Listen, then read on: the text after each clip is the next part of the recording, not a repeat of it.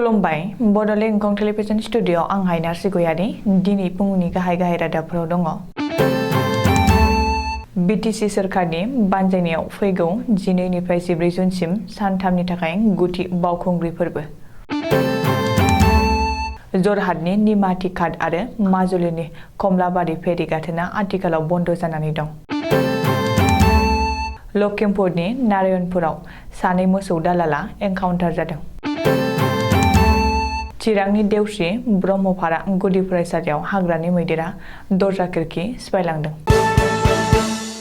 दानिया फैदो आबुं रादाबाव।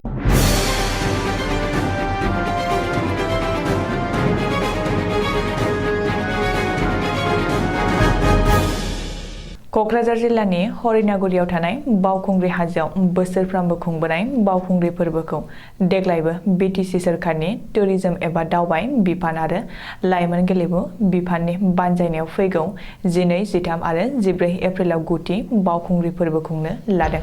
फुंनि 9 रिंगानिफ्राय मोनानि 9 रिंगासिम जानो गोनां बे हाबाफारियाव बिटिसिनि गाहाय मावफुं सोद्रोमा प्रमद बर'आ गाहाय आलासि महरै बाहागो लागोन आरो मावफुं सोद्रोमा धर्म नारायण दास आरो गेलेमु बिफाननि मावफुं सोद्रोमा दावबायसा बर'आ बाहागो लागोन होननानै बिटिसिनि सेक्रेटारि नरेन चन्द्र बसुमतारिया फोरमायदों। बे फोरबोआव बाहागो लाहैनो थाखाय नेहाथारि नरेन्द्र चन्द्र बसुमतारिया बयखौबो हांख्रायदों।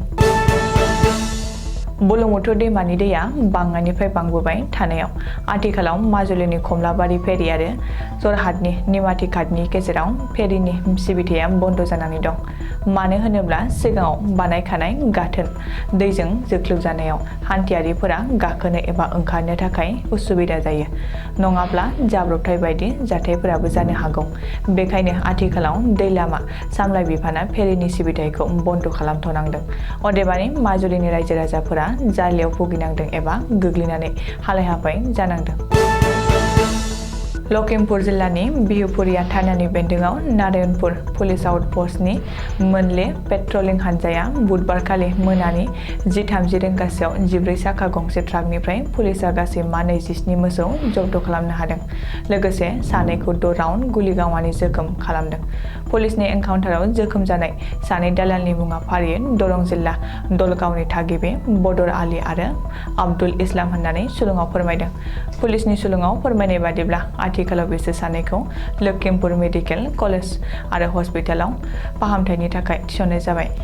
बिसोर गासै 7मोन, नाथाय 3 खारग'नो हादों होननानै पुलिसआ मिथिहोबावदों। चिरां जिल्लानि भारत-भुटान सिमायारि ओनसोल देवस्रि पिसिडिसिनि बेंखनाव ब्रह्मफारा गुदि फरायसालिनि दरजा खोरखिखौ बुधबारखालि मोनायाव हाग्रानि मैदेर फालोआ फैनानै सिफायलांदों।